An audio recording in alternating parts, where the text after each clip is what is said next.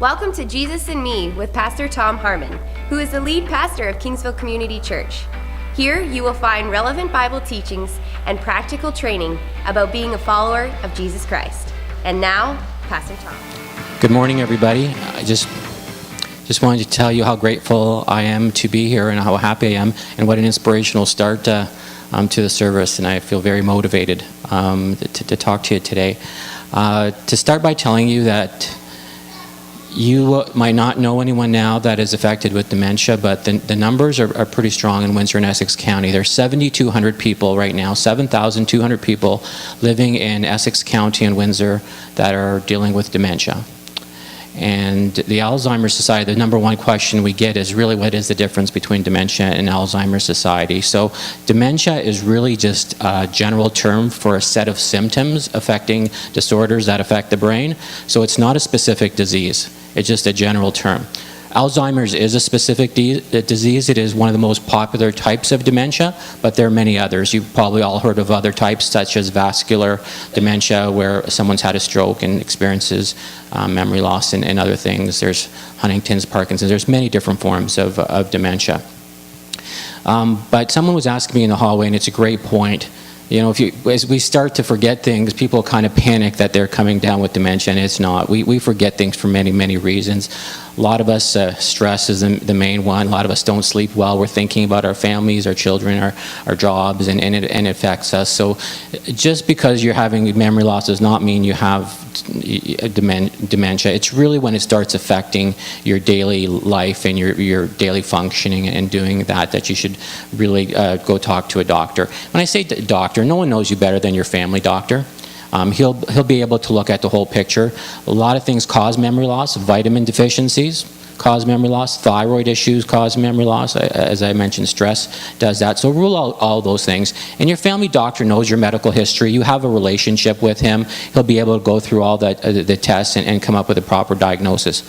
I guess the second popular question we get is it genetic? And a lot of people make that assumption because they've had people in their family, and there's no genetic link of Alzheimer's. So that's a surprise to most people. However, it is something your family doctor needs to know about. Much like you tell your family doctor the people in your family that have had cancer, that have had diabetes, he's building that family thing. And if you've had people in your family that have dementia, it becomes another factor in his diagnosis and moving forward, and something to consider.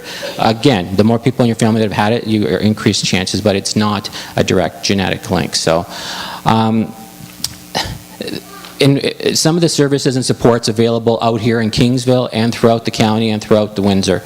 We have a day program in Windsor where people can come by really and do different active things. They have a garden there, they play cards, they do singing, they do walks, they do nature walks and that.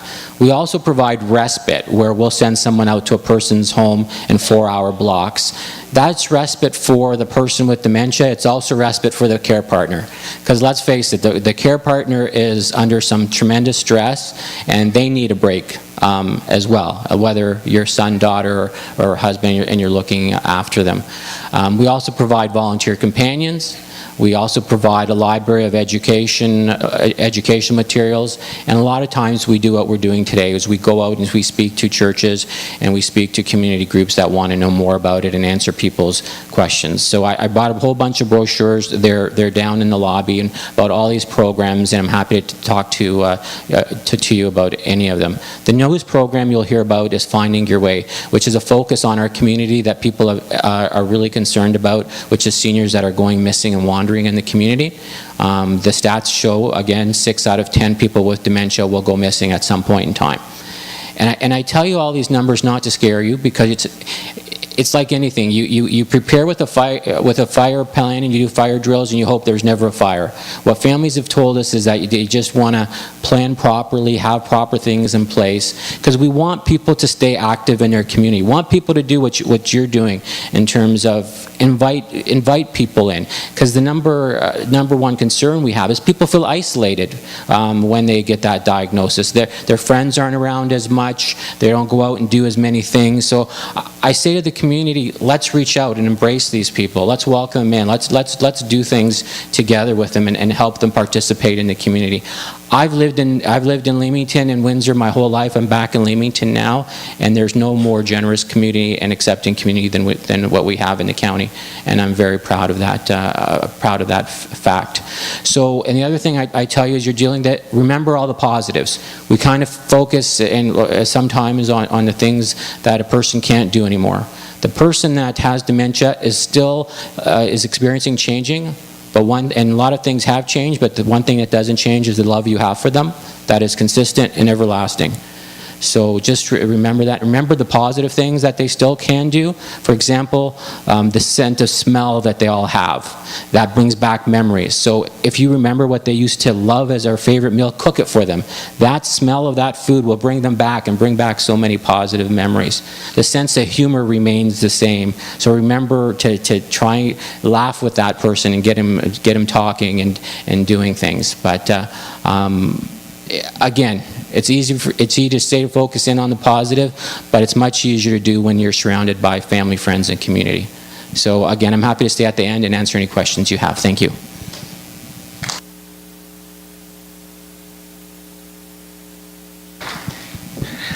Thank you very much, Sid. Now, one of the things that we kind of come up against is we have this commandment. One of the 10 commandments is honor your father and mother, and we sometimes struggle with that. We struggled with it when we were young because that was interpreted as obey your father and mother, right? How many remember struggling with obey your father and mother? Every one of you. And then what happens is we begin to develop this time of independence when we're teenagers, right? Everybody remember when you were a teenager and you wanted to be independent? And sometimes that was a power struggle. We call that a power struggle when your mom and dad were really dumb. Remember when they were really, really dumb? And then they got really, really smart about 4 years later. And what happens there is we develop something through that kind. We develop independence, but then that matures in your adulthood to something that's really, really positive, or at least it should, unless there are extenuating circumstances. And sometimes when we deal with extenuating circumstances, like a parent acting badly or a child with addictions and things like that, it won't properly develop. But for most people, it develops into what we call interdependence, where there's this mutual giving and taking and relationship that takes place between mom and dad, and it's healthy and it's wonderful. And you can see how this is progressing. But then the next step is, what happens is mom and dad begin to become dependent upon the children. And that, I think, can be just as difficult as that real struggling time of adolescence. Because now the roles are completely changing. Completely changing. And it's not like mom and dad go into this gracefully. Some do, but a lot of times they don't, because they don't understand what's happening to them. And oftentimes it's the children who are left with this person who's acting like the teenage kid who doesn't want to. And my wife, when her mother-in-law, my mother-in-law, her mother came to live with us, we saw some of this stuff happening in her, and mostly between my wife and her mother. It's interesting. The one who gives the most care gets the most kicks, and you're like, God, how can I honor my mom and my dad? How can I honor this person? How can I honor my spouse when we're in this position? And so we want to try to navigate through that a little bit, and we want to hear a story about how Sharon dealt with it. And Sharon's always been able to kind of turn stuff that happens into something positive. She's had that ability. And so she usually takes to the pen, and that was back in the day, but now she's taken to the computer and the blog, which is taking to the pen, and working with different groups in supporting her mother and also reaching out and supporting other people. She is right now a part of the Behaviour Supports Ontario Provincially Lived Experience Advisory. And she will tell you a little bit about that, and you received that information when you came in. But I'm going to ask Sharon if she would come and she would tell you her story. When she's finished telling her story, then we're going to have a question and answer time for both Syed and Sharon. Sharon, come and let's give her a warm welcome as she comes and speaks.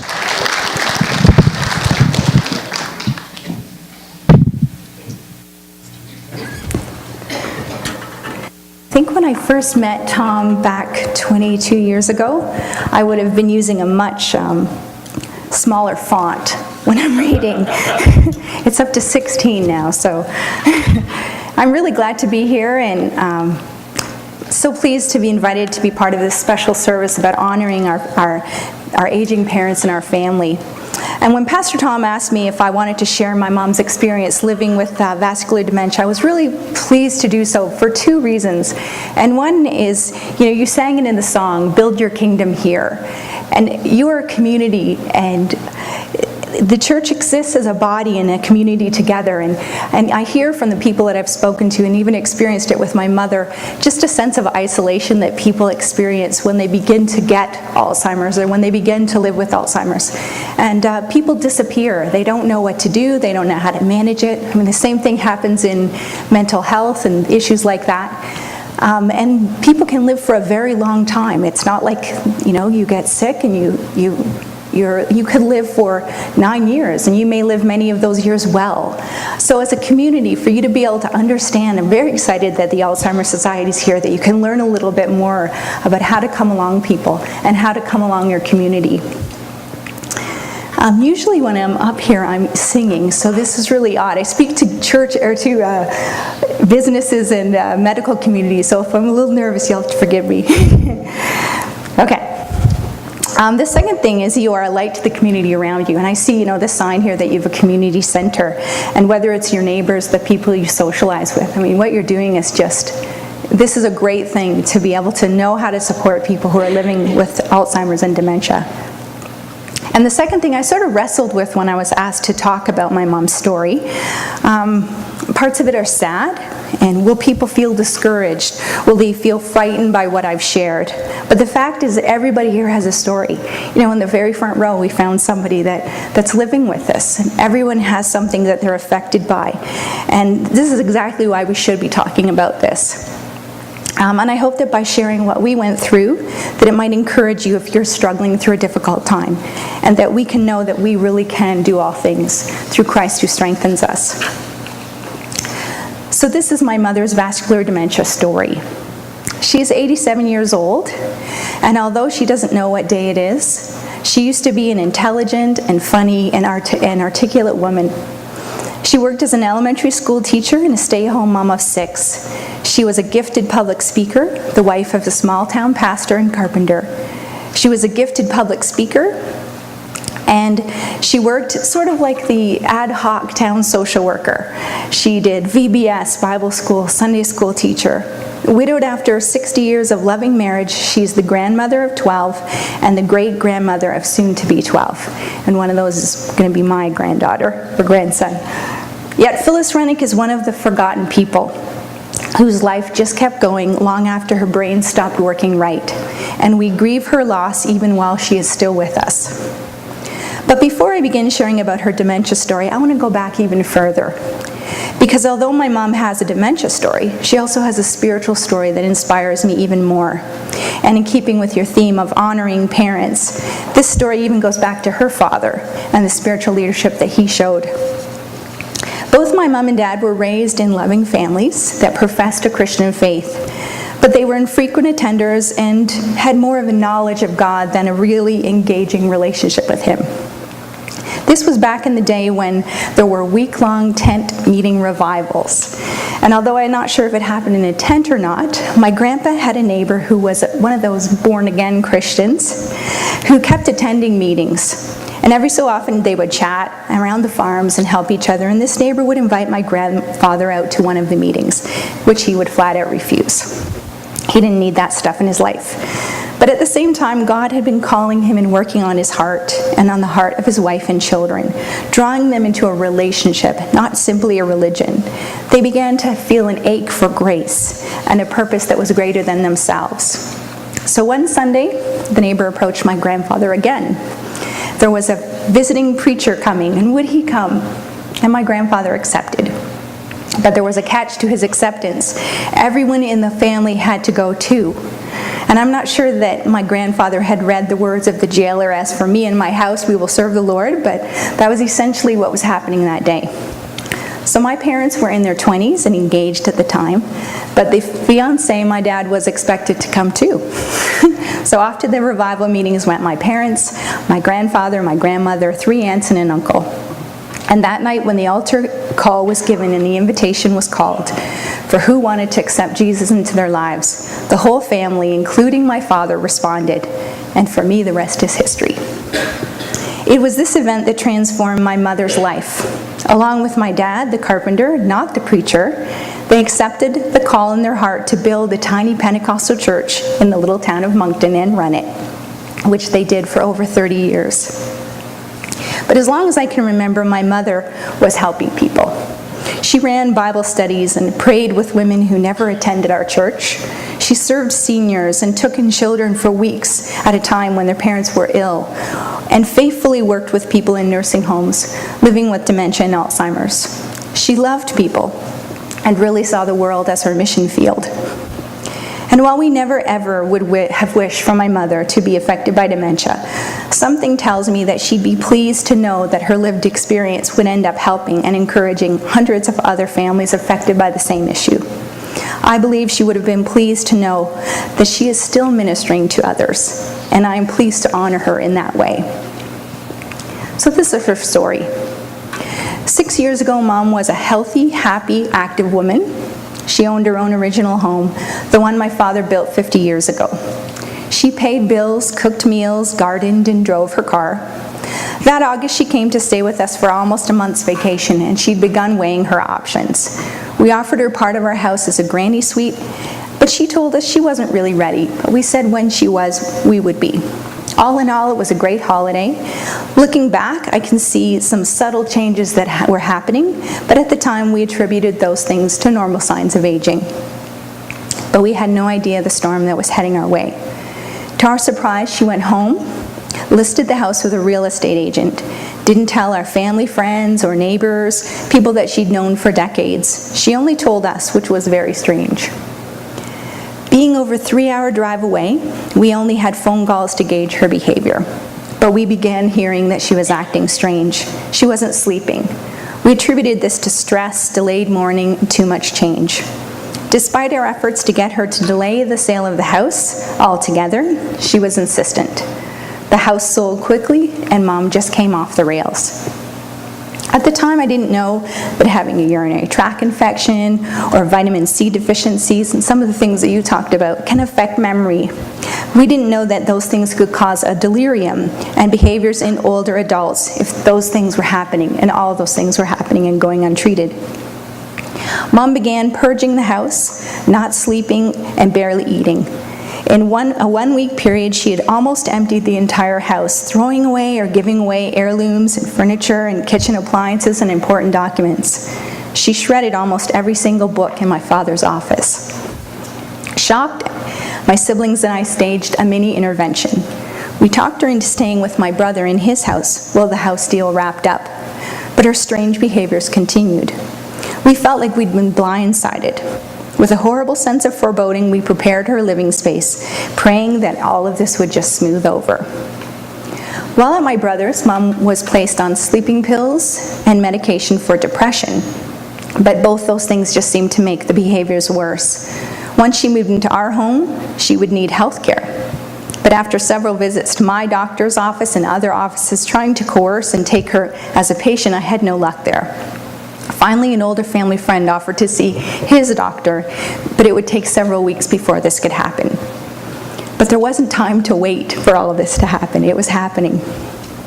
When I look back at this time, I find it so odd that how difficult it was to find answers, and that no one in the medical community referred me to the Community Care Access Center, which, by the way, was in the same building as my doctor's office. At the time, it seemed in our search we would find ourselves in the right building and in the wrong room, and no one seemed to point us across the hall, which is another reason why I think it's so good that you're learning.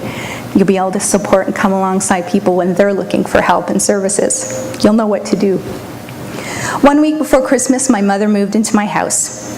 The first day it was clear that she was in a confused state, wildly paranoid, terrified of everything, mixing up days and nights and talking about death. She refused to let us turn on the gas fireplace, petrified the house would burn down. And she wept out of control after I helped her have a bath, convinced that she was drowning and the whole house was going to flood. Hoping it was just stress and a mix of meds, 4 days later we showed up at emergency. A busy doctor gave her a urine test, a chest x-ray, and some other things we didn't understand, and his explanations were unclear and often spoke in acronyms, and they were planning on sending her home until I made it clear that she just was not safe. There were no beds in this little hospital, but the closest one was an hour's drive away. Not wanting her to be more stressed, we offered to drive her there and admitted her there ourselves. Despite the doctor and the staff showing great care and concern and compassion to us when we arrived, the next day it was clear that the hospital's agenda and my agenda were not the same. My biggest surprise was how quickly the hospital wanted to deem her as nursing home ready, before we had really taken a good look at what was going on and what was wrong with her. I was told we could request a psychogeriatric assessment, but this would take some time. The pressure was very stressful, and time wasn't there waiting for me to make choices. I was unsure of what they could make us do. It was all happening so fast, and it just seemed crazy. Speaking of crazy, my mom began running away, making it all the way to the hospital parking lot in her housecoat in December. The months that followed were a whirlwind, including a failed week attempt in a retirement home, and then a 3-month stay in a hospital, all while waiting for this psychogeriatric assessment, with my mom constantly now strapped to something, either a chair or her bed, living with an undiagnosed delirium and the wrong medication. Although they were doing the best they could to care for her, it seemed like the emphasis was more on getting her placed than it was on making her well. I had yet to examine my own emotions of grief and was racked with guilt, believing I had mismanaged her care and broke my promise to never put her in a nursing home. In many ways, we were afraid of making repercussions or asking the doctor what was going on, because we just felt like they could sort of punish us or move her somewhere else. As the weeks turned to months, our hopes soared and fell. We heard that she was number 2 on a waiting list for a nursing home, only to call 2 weeks later and find out she was number 4 on the list. I was holding out for that psychogeriatric assessment, yet no one seemed to know what was happening. Finally, we were able to meet with a Dr. Dallas Seitz from a place called Providence Care. Whatever that was, you just don't know what's going on around you, eh? He was wonderfully kind and generous and set me up with a local contact and invited us to meet with him and share my mom's history and observations. With their treatment, little by little, we began to get old parts of my mom back. The delirium was decreased, the psychosis and the delirium decreased, and she no longer needed an Alzheimer wing. We were able to apply for a larger number of homes. Finally, that April, after more twists and emotional roller coasters, if any of you have been through this, you know what I'm talking about, Mom was accepted into Maplewood Nursing Home in Brighton. It was an older but bright and cozy home and just a right fit for Mom. Thursday morning, my brother and his wife and I took my mom, went to the hospital and told her the news, and she began to cry, of course. Placing her there was one of the toughest days of my life. It took a lot of time for Mom and for me to settle. There were some deep lows where Mom was overtaken by paranoia and delusions, but the consistency and patience and support of these wonderful staff won her over. She was getting dressed every day, eating in the dining room, and gaining back her lost weight that she had lost while she was in the hospital. We had a new doctor and psychogeriatric care, and we felt like we'd been thrown a lifeline. Since those early days, she's been able to move into a sunny private room. She has some falls and some off days, but thankfully the staff are proactive and able to read her behaviors and sort of nip things in the bud. And despite the constant loss of our shrinking relationship and the fear that washes over me every time I see them call, for the most part, I know she is safe and well cared for, and that gives me great peace of mind. But it was once my mother settled into the nursing home that the next chapter of my life began. Really overwhelmed by the experience and just not being able to believe how hard it was to navigate care, how hard it was to find answers. I just became consumed by that. I remember standing at the back of our church and just saying, God, I will never let anybody go through what we went through if I can at all help it. I want people to know what to do and how to find answers and to know that they're not by themselves, because we'd felt very alone and very confused during that situation. So as Tom mentioned, I began writing. I began a web blog called mymotherscaregiver.com that was really aired to caregivers and to family members, sort of just what to expect, what we went through, where the resources are, and just a bit of a narrative of my own journey and what I was going through. And I just checked the site yesterday, which it still makes me laugh. There's over 20,600 views on this little page, which is a testimony to the need and to the real need for community support and information. Because it's nothing that fantastic. It's just my little blog. But then I started getting invited to speak to the medical community, and I found that there began a shift. It went from reaching out to caregivers to actually advocating to how can we make things better. They don't know if the medical community doesn't understand what the problems are and understand what we need, how can they improve things? So I began getting invited to speak at planning events for events that we're creating and planning services, and found that there was actually a lot of people who wanted to hear a lived experience perspective. So in September 2014, I was invited to become the Lived Experience Network Coordinator in southeastern Ontario, gathering people's lived experience stories that are living with dementia and similar diagnoses, and feeding it back to the medical community. And then this April, I was invited to add that role from the southeast to the province as well, and that's what your handout is, if anyone wants to speak to me about that later. But I will never forget that this work really began with my mother, and it is an extension of the ministry that she lived every day. And it's been humbling to watch as God has turned something really terrible into something beautiful. And isn't that just what He does? Finally, I want to end with a thought. I know that God has not abandoned my mom and that He is with her. Early on in this disease, God gave me Psalm 139 as my dementia scripture. I'd like to share that with you. Where can I go from your spirit? Where can I flee from your presence? If I go up to the heavens, you are there. If I make my bed in the depths, you are there. If I rise on the wings of the dawn, if I settle on the far side of the sea, even there your hand will guide me. Your right hand will surely hold me fast. If I say, surely the darkness will hide me and the light become night around me, even the darkness will not be dark to you. The night will shine like the day, for the darkness is as light to you. And that was such a comfort to me. I mean, what could be deeper and darker than dementia? My mom's cognition may be failing, but her spirit is very much intact. And even the darkness of dementia is not too dark for God to find her. And even there, His hand will guide her. And I hope that you've been encouraged and learned something today by our talk. Thank you.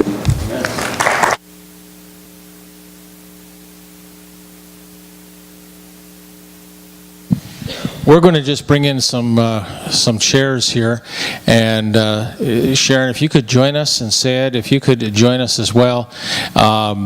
And this part, we're going to go to a question and answer. Now, some of you are living with some of the conditions that have been spoken about,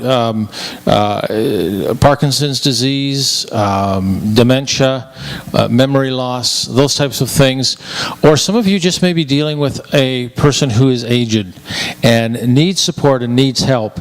And so we're going to just sit on some chairs up here, and I'm going to start with a question for them.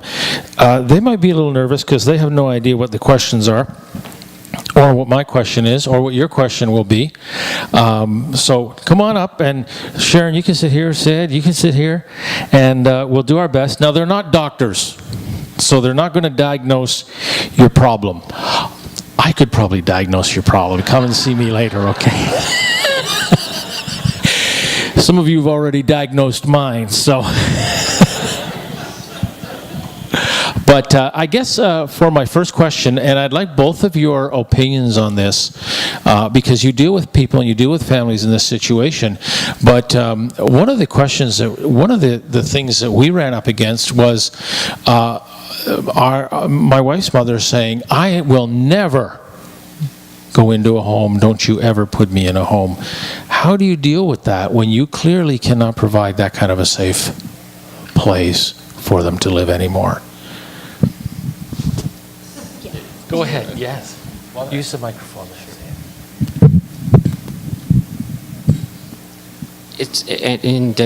You both kind of spoke about this. Probably one of the toughest decisions anyone will ever have to make is the time, if it becomes necessary, to go into a nursing home.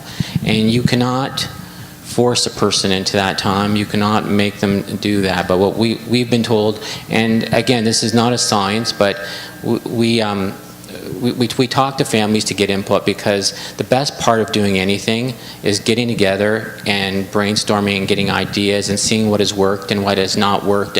And what we've told is the best thing is give the person all the information about that nursing home. Tell them all the things, or maybe arrange for a visit, recognizing that they're not ready, and kind of waiting, because that person generally comes to the more of an understanding that it is necessary, but it can't be forced, and it takes time, and it just give information and take to support groups, have them talk to other people who are enjoying it, but it's not a definite way of doing it. It just, again, acceptance with anything, any tough decision, information, and then a patience and giving that time. But thank you very much. Seeing, touring, and because like you had mentioned about your mom, once you got there and you met the staff, how caring and loving, that's what everybody wants. Once they find someone that they can connect with, that they know will look after them, and that alleviates some. The fear is not knowing, and the more you know, it alleviates some of that fear. I think too, in our case, because with my mom, it was a capacity issue, so it actually was sort of taken out of our hands. The Community Care Access had come in and said she can't live on her own, she can't live. So in that sense, we really said we didn't make this decision, and maybe we were passing the buck, but it worked. A lot of people said, even with driving, they prefer that decision comes from a doctor, and they don't want to tell a person when it's time to stop driving, right? So again, that comes from a professional. Did I just say one thing about that? If your family doctor's not working with you and helping with you, get rid of them. Find another family doctor. Like we hear these nightmare stories about doctors not explaining things or not finding the patients. I don't want somebody like that looking after me or my family members. And I know it's hard to do, because we all have this kind of fear of, can we find another good doctor? Are there doctors available? But do you really want a doctor that doesn't care that much or doesn't take the time to explain things to you? I would just do some homework on that. Look in the community. There's new doctors coming all over there. There's new health teams, and there are some a lot better than others. So don't settle for a doctor you're not happy with. Is there a question? Yes, Diane. My mother's 86, and we have taken her and toured all the nursing homes, and there is a time when you can actually put them in for a month trial at the nursing homes, and that would help. She's at the point where she's saying, I'm not going anywhere. That's it, I'm not going. You're not forcing me, no, da, da, da. And so us siblings are saying, okay, Mom, but she's falling everywhere. She's a danger to herself. And her doctor has recommended the nursing home, and she's still, it's that stubborn, this is my independence, I've lived here with your dad, I'm not leaving your dad, and my dad's been dead for 4 years. And she keeps talking to him all the time. But where do we go from there? I I mean, the siblings are burnt out. Like, Okay, so Diane's mother's 86, and she is in trouble. She's falling. There is dementia. She doesn't want to leave her home. She doesn't want to leave her husband, who has passed away 4 years ago. The siblings, her children, are completely burned out. The doctor has recommended she go into a home, but she's really dug her heels in. Sharon, do you want to kick this one off? Again, I think that the Community Care Access Center should be able to come alongside and support. I don't know, as you said. Yeah, there's assessments. Have they done an assessment on, as community care, done an assessment on your mother? she hasn't got dementia so far. Okay, but She's stubborn. But there are still, through community care, there's still assessments that can be done, because what they're going to be concerned about is, for example, if she doesn't know how to dial 911, or she's not eating properly, like those are risks where it's no longer a matter of personal choice, it's a matter of personal safety, right? If she's not eating, if she's forgetting to eat, if she's falling, so they're going to take all those, and it might have to be more of the choices kind of made for her. But again, I liked your idea too, that free month. Am I echoing here? Sorry, okay. That respite, they call it respite, where you can go there for a month and try it, or you can even just go there on weekends for so many weekends. And it's a transition, right? And once a person's there and they meet and they make a friend, generally that's the big thing. They've gone there and they meet someone that they can connect to. That really helps. But ultimately, at the end of the day, it might have to come to an assessment being done, and if it's not safe for her to be alone, then they're going to have to tell her that, and the move will be. She has been starving herself because she said many times she's wanted to die. And so she has stopped eating, and until I showed up and lived there, then all of a sudden it's like the light switch went on and she decided she was going to live there.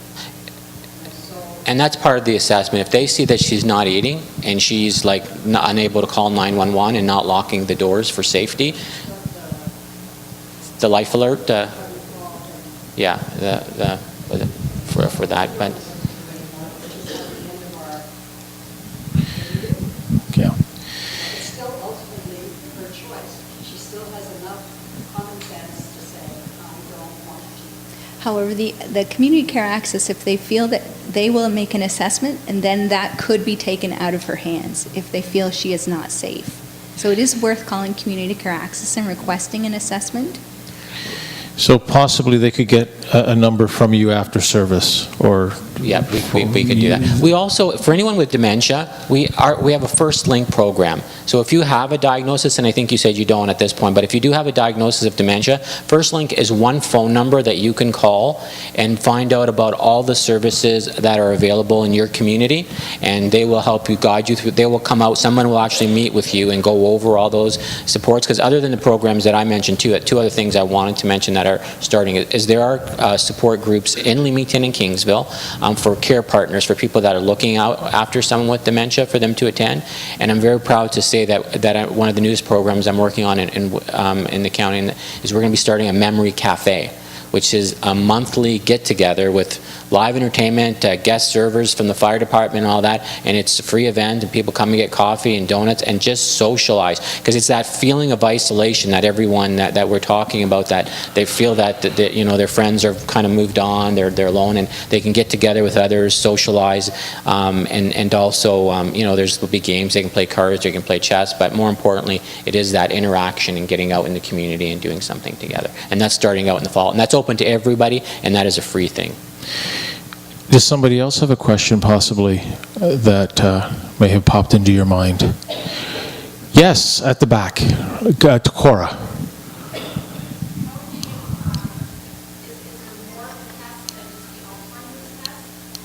Okay, is there more tests than just the Alzheimer's?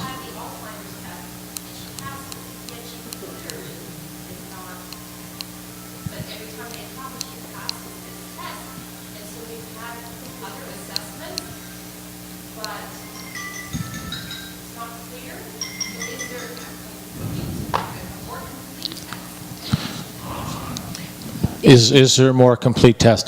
I'm repeating the question for folks that are watching today, and we probably have a good group watching today as well. So is there a more complete test than just the Alzheimer's test? There's not going to be one test that's done and tell you if you have dementia or not. It's your family. That's why I'm saying that relationship with a good family doctor is important, because he's just not looking at one test. It's a series of tests that he's doing, and it's a series of monitoring your whole health situation that he's looking at. So there's not one that you could just pass or fail kind of thing. It's a series, and it should be updated, because all our health histories, things happen and change, and she might be close and maybe not there. But that's why your family doctor needs to know all your family history and looks at all of that combination and stuff together and does a series of tests over a period of time. You'll hear more about memory clinics as well. If one of your doctors, and it's actually in Leamington, believe it is the only one that's up and running right now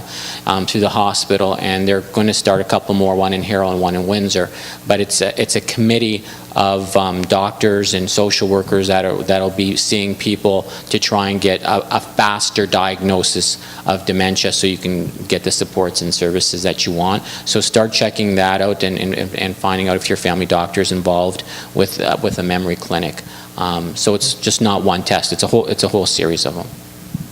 And it sounds to me like the Community Care Access is going in, making an assessment and saying she's safe to still be here. Is that what I'm hearing? So right.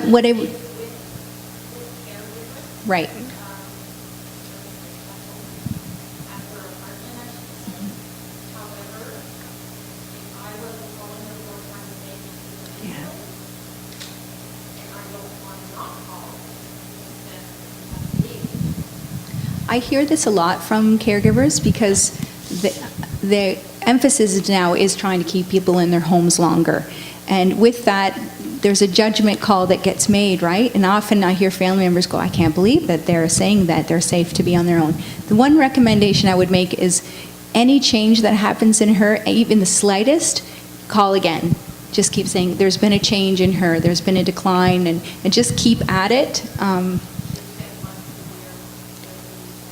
I think if there is a change, though, they have to come more than once a year. You're absolutely right. And you know what? They will. This is one of those things I said about if you're not happy with your family doctor, get another one.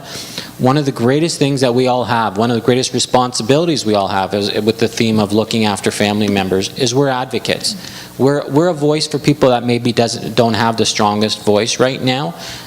Don't be afraid to be a pest and call with the changes, because again, those assessments that the Community Care Access does, you could be, the point system that they calculate, like you could be close to receiving support. So the slightest change, call them with any changes. Advocate, don't be afraid to, if they tell you that, don't be afraid to call. I mean, we've all done that before. If it's something we really want, we'll keep calling back. We'll keep on asking the question.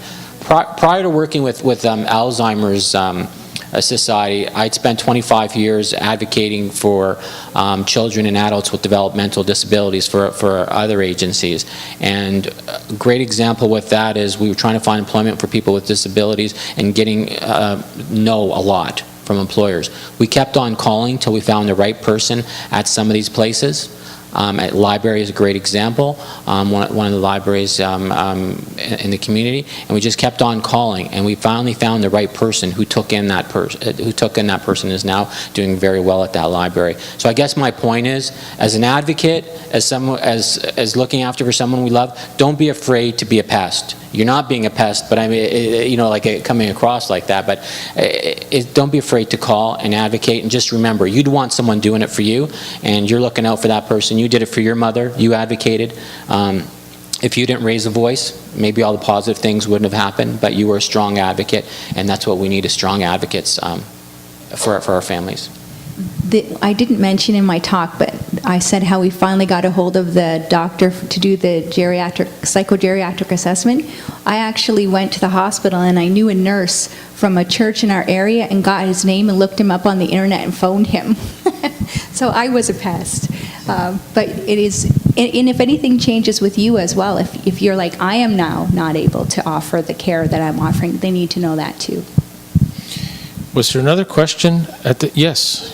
Really the question is just to share kind of shortly the experience my husband and I went through with his father.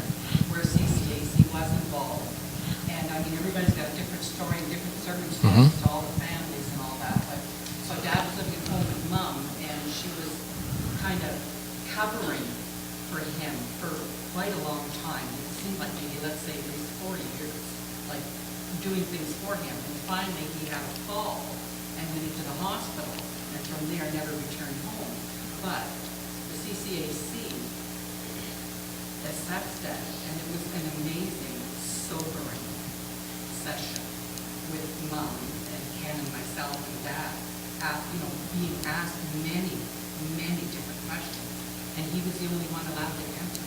And Mom just so much wanted to answer everything for him. Well, he knows that, and I'm just okay, but he couldn't answer. And there was reality staring him right in the face. And at the end of that session, the lady was just amazing and graceful and beautiful in all that she did, and said, from this, I am this person and I am here to view you as, you just can't go back home. And it was very sobering. Of course, it hurt Mother and Ken, but I mean, it was reality, and we need this reality. Faced with it, so then from there we can go forward and do what we need to do. But we couldn't go and say, Mom, Dad's, failing, and you need to know that's unheard of. But when CCAC looked after things, it was so much easier to move things along in the right direction. And I was very thankful for all that. So, I mean, reality. Sorry, go ahead. No, go ahead. That's why it's important, because people doing assessments, they're humans like the rest of us. So you might get a really good one, and you might get one that's not answering all the right questions. So that's why it's important to stay in contact even after that assessment, because the things that they're looking for are if a person is unsafe, to be left alone. And if things are happening that are clearly showing that that person's unsafe, CCAC needs to be made aware of that immediately, not during a yearly assessment kind of update. One more question. Is this a question? Is falling very much part of dementia or Alzheimer's, or is it just process of aging?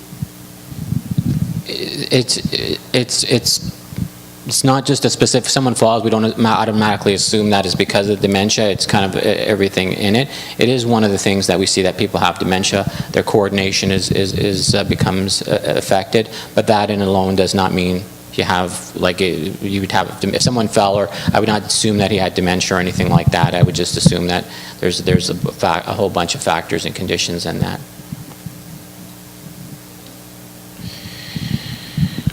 One of the things I think we can do as a church is understand the people that are going through this in our own congregation. There is an isolation factor, and we you just can't rely on, they won't remember me if I'm not there type of thing. That's a lame thing. You can keep in touch with them. Keeping in touch with them will help the family know too. There's a great strength and comfort in that with the family. Also too, sometimes like Ken and Lynn, you shared, the one spouse is doing all the compensating and trying to hide it. And unfortunately, reality can be very, very difficult and can strike very, very, very, very hard. So sometimes coming along and recognizing when somebody is in trouble and trying to help and trying to say something. Finding out, we do have advocacy here through the Kingsville Community Center, and I'm sure that they have some of this information. If they don't yet, I know they have the Alzheimer's Society, but through that you can get information. And when we advocate, we don't necessarily do the work. We link you to the network that can help you with what needs to happen. So I think this has been really informative. It's been really good. I love the information. The information you gave is so rich, and it's, you think, well, I'll never need that, and then all of a sudden, wow, I really needed that. Sharing your story about your mom, and the fact that these people were good Christian people. They knew the Lord, and yet God allows the sun to shine on the just and the unjust as well.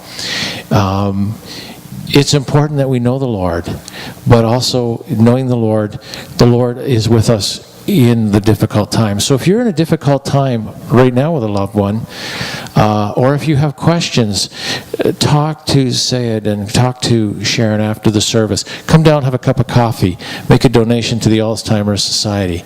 And, God bless you. And God will help you and walk you through it. You don't have to go through it alone.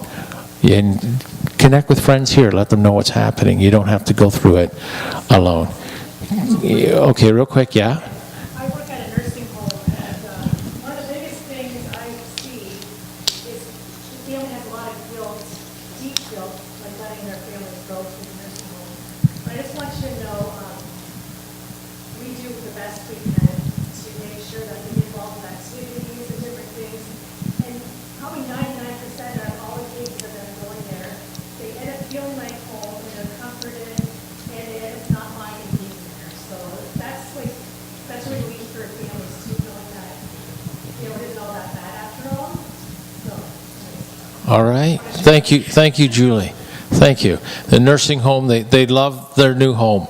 They not only adapt, but it takes time. They adapt, and they end up loving their new home. They move right in, and they do make friends. I know my mother-in-law's made a friend or two, and it's a good thing. Well, let's stand together. Let's thank our guests this morning. I think they have made this morning just an interesting morning to be in the house of the Lord, and I really appreciate them coming out. Thank you very much, Sam. Thank you very much, Sharon. God bless you, folks. Let's just give them a warm applause for their help. Father, we thank you for our congregation here today, Lord, and we are a community church. So we're not taking these things and putting them under the rug and pretending they don't exist. Some of our families are really going through stuff, Lord, as their parents age, as their spouses age. Some of them are left, and they may feel all alone. They're the only caregiver. Lord, I pray that today you have opened a door for them, that there are alternatives. There are other areas, other things that are available out there to help them and to support them, that are aimed at making their loved one feel comfortable. But Lord, we thank you that we can know you and have a personal relationship with you. And Lord, as many here do, they don't have to walk alone through this time. That you can be, and you are with them, and you promise to be with them, even though they walk through the valley of the shadow of death. So Lord, I pray that they would know and they would sense your presence with them. And Lord, their loved ones that are suffering, Lord, would know that God has not left them and that their family has not left them. And so God, we just thank you for the information that you've given us today, the stories that we've heard, that there is a light at the end of the tunnel, and that you are with us. In Jesus' name, amen. God bless you and have a wonderful day. We hope you have enjoyed Jesus and Me, and will listen in again next week. If you would like to know more about Jesus, you can download our free Bible study, Exploring Christ, from our website, kingsvillechurch.com. Just click on the Media tab and scroll down to Resources. If you would like to make a donation, giving to this ministry can be done on our website using PayPal. Scroll down to the bottom of our homepage and click on the PayPal tab. All donations are tax receivable. May God bless you as you follow Jesus.